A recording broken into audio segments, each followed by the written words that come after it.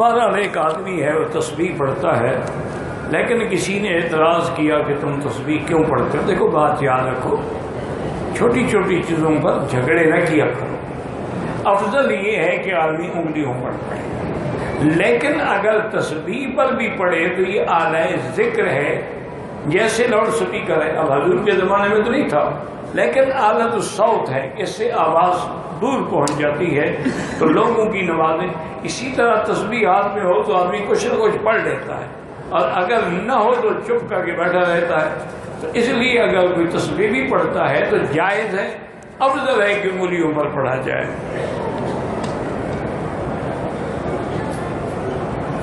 شادی جو ہے کس کی مرضی سے کرنی چاہیے؟ والدین کو، والدین بھی اور جس سے آپ شادی کرنا چاہتے ہیں وہ بھی راضی، کیونکہ اگر وہ راضی نہ ہو، صرف آپ کے والدین راضی ہیں تو کوئی فائدہ نہیں۔ لازمی بات ہے کہ تمہارے والدین بھی راضی ہوں، اور جہاں رشتہ ہو وہ بھی اور اس کے والدین بھی راضی ہوں۔ صرف طواف کے لیے احرام نہیں باندھ سکتے، عمرے کے لیے ہوتا ہے۔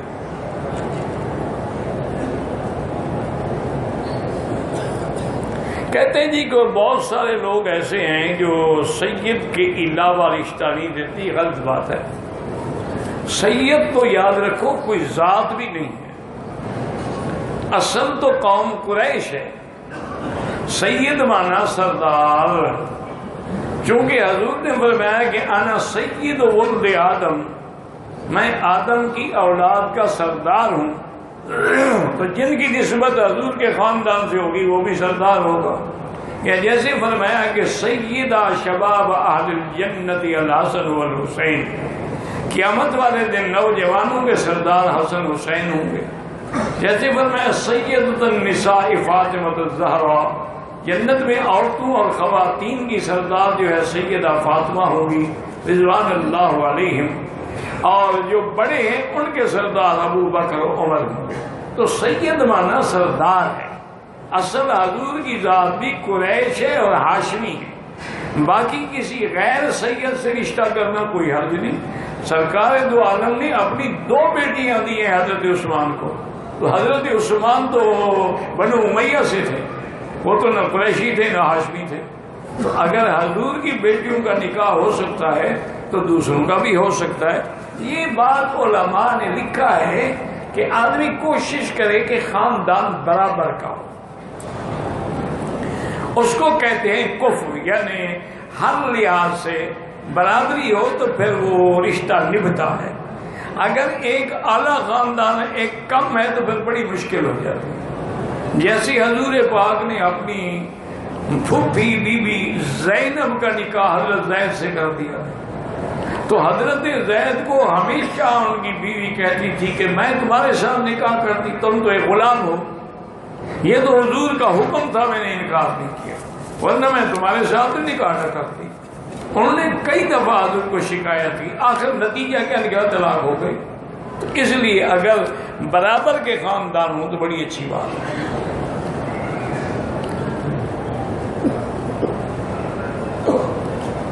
میرا ابو امی زندہ ہے، ان کے لیے عمرہ کر سکتے ہیں؟ مجھ سے تقریباً عمرہ 4 گھنٹے لیتے ہیں، اس کی جگہ میں طواف زیادہ کروں، ہاں طواف زیادہ کریں تو ثواب ہے، 4 گھنٹے طواف کرتے رہیں تو عمرے سے زیادہ ثواب ہے۔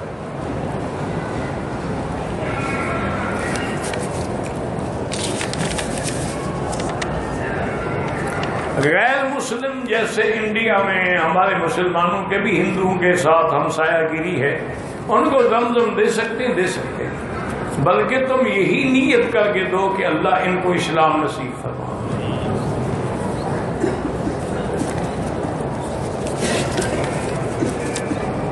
زمزم تو ہر کوئی پی سکتا ہے، ابو جہل کیا پیتا تھا؟ اصل تو ہدایت ہے کہ جس کے مقدر میں ہدایت ہے اس کے لیے زمزم شفا ہے، اور جس کے مقدر میں گمراہی ہے لاکھ زمزم پیتا رہے۔ جائشہ مجھے نہیں پتا کیا لکھا ہے، جب مجھے پتہ نہیں لگتا جائشہ عائشہ کیا ہے۔ اللہ بیٹا تھا، اللہ تبارک و تعالیٰ جو لا ولد ہیں ان کو اولاد صالح عطا فرمائے۔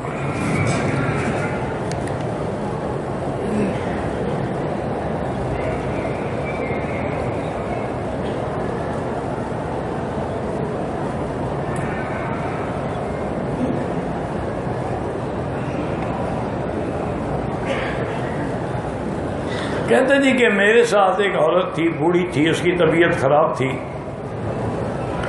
میں ان کو ہوٹل چھوڑنے گیا، کچھ میرے پیٹ میں بھی پرابلم تھی، میں آج فارغ ہونے کے بعد احرام اتار دیا، لیکن بال بعد میں کر، پہلے عمرہ بھی کیا کہ نہیں کیا، یا عمرہ کر کے تم اس کو ہوٹل پہنچانے گئے تھے اور کچھ دیر کے بعد بال کٹوائے تو کوئی دم نہیں۔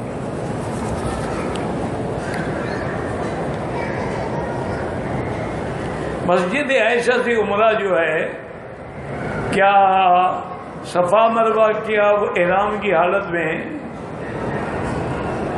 مجھے تو نہیں پتا، حجر اسود کو بوسہ دیا ٹھیک ہے۔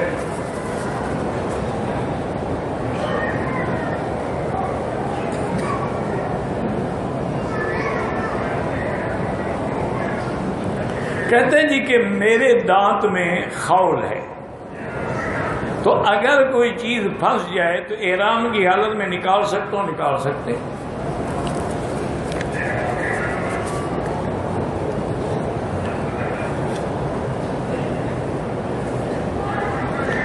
میں مقروض ہوں اور مجھے قرض داروں کی طرف سے جان کا بھی خطرہ ہے، آپ استغفار زیادہ پڑھیں، استغفر اللہ استغفر اللہ، کم از کم 1000 دفعہ روز پڑھیں، قرضے بھی اتر جائیں گے، اللہ آپ کی مدد کریں گے۔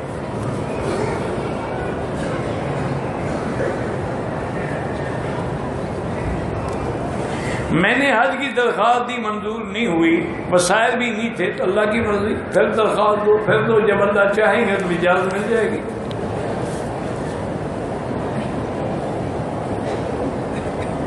ہر طواف کے بعد 2 رکعت واجب الطواف ہے، اللہ کے بندے، نفل نہیں ہے، مکروہ ٹائم میں نہ پڑھیں۔ ہمارا 28 دن کا پیکج ہے، اگر ایک جگہ 28 دن رہنے ہیں نماز پوری پڑھو گے، اور اگر 15 دن سے کم رہنا ہے تو پھر نماز قصر پڑھو۔ اگر طواف کے دوران رکن یمانی کو بوسہ دیا، بوسہ نہیں دینا چاہیے، استلام کرے، دیا تو اللہ معاف کرے۔ اگر طائف گیا، واپسی پہ عمرہ کرنا ہوگا چونکہ طائف میقات ہے۔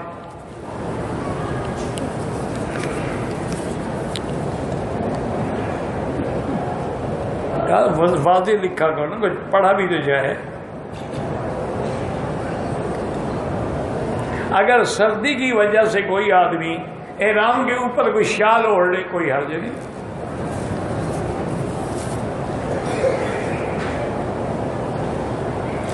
میرے سر کے اوپر جو ہے نہیں بال نہیں ہیں، بہرحال بال نہ بھی ہوں اس طرح پھروانا ہوگا۔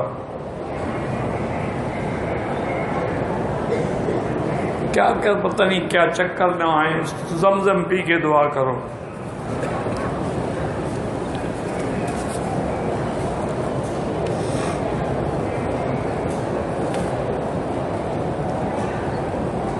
خیرات دینا مدینہ منورہ میں وہ بھی جائز ہے، غریبوں کو کھلائے۔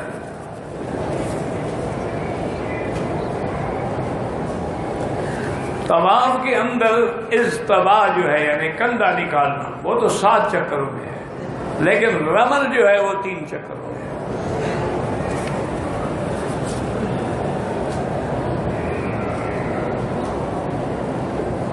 جو زیارات ہیں یہ کوئی ضروری نہیں ہے، جو لوگ وہاں جاتے ہیں نفلیں پڑھتے ہیں، کوئی حکم نہیں ہے۔ اگر وضو ٹوٹ جائے تو پتھر سے تیمم ہو سکتا ہے؟ نہیں ہو سکتا جب تک مٹی نہ ہو۔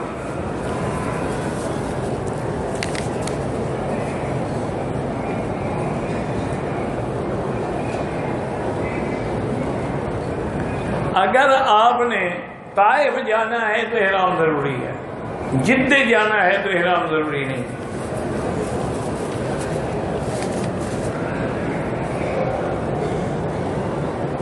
بہرحال صرف احرام باندھ کے دھوکہ دینے کے لیے جائز نہیں ہے۔ حرم میں جو جنازے ہوتے ہیں ان میں بڑوں کے ساتھ بچوں کے بھی جنازے ہوتے ہیں، تو آپ کو نہ بھی پتا ہو تو جو امام کی نیت ہے وہ آپ کی نیت ہے، باقی بڑے ہیں یا چھوٹے ہیں دعا سب کے لیے ہے۔ اللہم اغفر لحینا و میتنا و شاہدنا و غائبنا و صغیرنا و کبیرنا و ذکرنا و انثیٰ، سب کو کافی ہے۔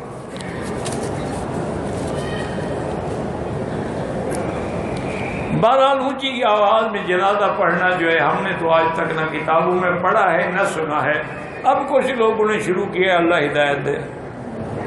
نماز کے بعد دعا کرنے کا تو حکم ہے کہ وہ دعائیں قبول ہوتی ہیں دوبارہ صلوات المکتوبہ جو فرض نمازوں کے بعد کی جائیں، باقی کبھی ہاتھ اٹھائیں کبھی نہ اٹھائیں۔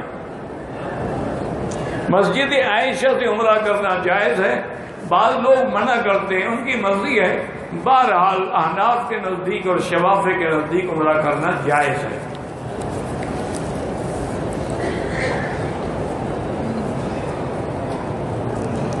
اگر ہم نے عمرہ کیا سر کے بال تھوڑے تھوڑے کاٹے لیکن سارے سر سے کاٹے تو ٹھیک ہے، اگر ٹک لگائے تو دم پڑ جائے گا۔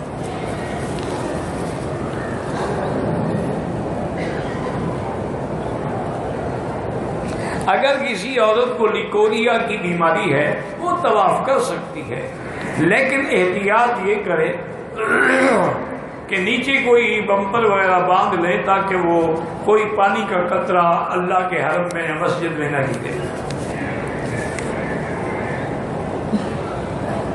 کہتے جی کہ مردہ دفن کرتے ہوئے قبر میں چراغ رکھا جا سکتا ہے، کتنی دیر چلے گا، مٹی جب پڑے گی۔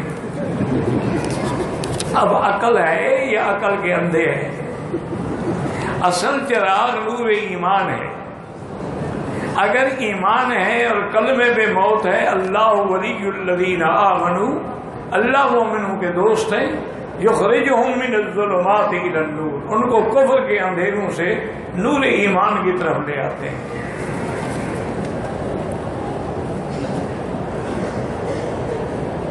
اگر کوئی آدمی مسجد جیرانہ جائے دیکھنے کے لیے، 2 رکعت بھی وہاں پڑھ لے تحیت المسجد، یا مسجد عائشہ، احرام نہ باندھے ٹھیک ہے، میقات تو نہیں ہے۔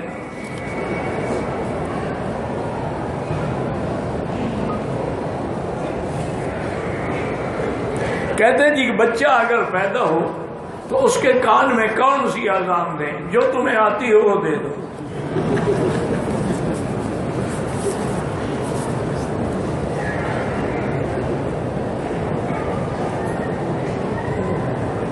اگر کسی عورت کا شوہر فوت ہو جائے تو 4 مہینے 10 دن عدت گزارے گی اور اسی کی بیوی رہے گی، لیکن اگر اس کی عدت کے بعد دوسری شادی کر لے تو پھر دوسرے کے حق میں چلی جائے گی۔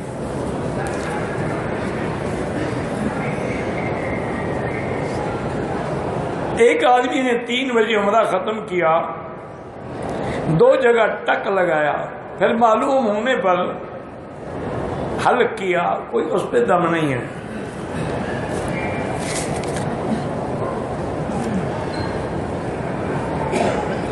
کسی بھی بینک سے قسطوں پہ گاڑی لینا جائز ہے؟ نہیں، بالکل، وہ تو سود دیتے ہیں۔ ایک ہے کہ گاڑی والے جو ہیں وہ بیچتے ہیں قسطوں پہ، ایک ہے کہ بینک کی معرفت لیں گے، وہ تو سود لیں گے۔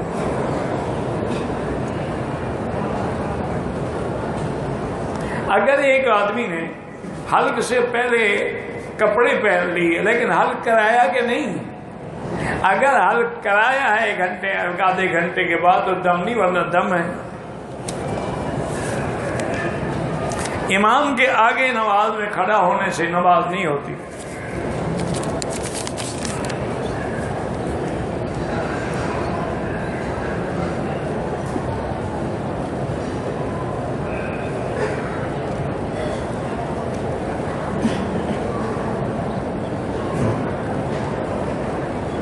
کہتے جی کہ ام حبیبہ نے اپنے خاوند کے ساتھ حبشے کی ہجرت کی، وہاں جا کر خاوند مرتد ہو گیا، نکاح ختم ہو گیا، بس کون سی کوتاہی ہوئی کہ ایمان سلب ہو گیا، اللہ عالم۔ اگر جوتے پیچھے لٹکائے ہوئے ہیں طواف میں جائز ہے۔ اشراق کے جو ہم 2 رکعت پڑھیں گے اس میں طواف کی نہیں، طواف کا واجب ہے، یہ سنت ہے۔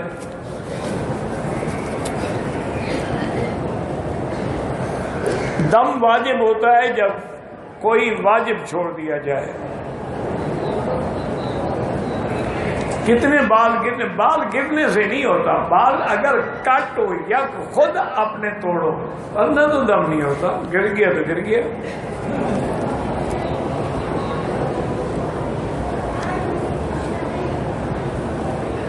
بہرحال جس طرف امام کھڑے ہیں اس طرف آگے نہ ہو، ادھر ادھر ادھر آگے ہو تو کوئی حرج نہیں۔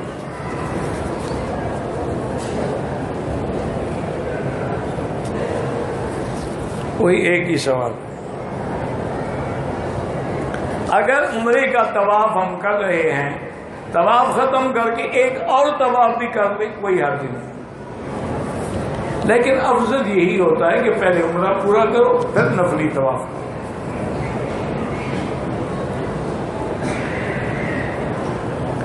مدینہ منورہ کا مقبول عمل جو ہے وہ درود شریف ہے، اور مکے کا مقبول عمل اور افضل جو ہے وہ طواف ہے، چونکہ باقی عبادت ہر جگہ ہو سکتی ہے، طواف کسی جگہ نہیں ہو سکتا۔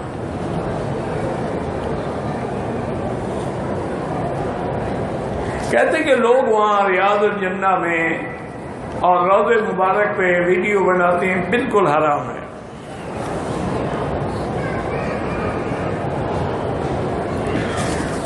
ایسا عمل کو یعنی آپ طواف کریں اور اللہ سے بار بار دعائیں مانگیں، انشاءاللہ پھر لے آئیں گے۔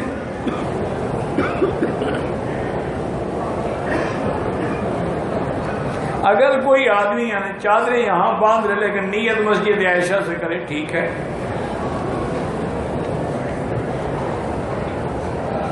اگر مکہ مکرمہ سے بدر جاؤں تو واپسی پہ عمرہ کرنا ہوگا، ہاں ہوگا، چونکہ راستے میں میقات ہے رابط کے قریب الجحفہ۔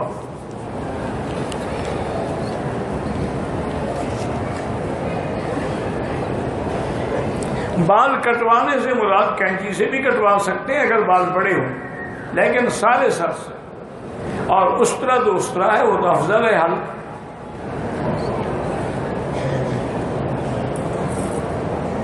اگر کوئی عمرے کے لیے آیا ہے یا حج کے لیے تو کیا وہ مکہ مدینہ میں تجارت بھی کر سکتا ہے؟ کر سکتا ہے۔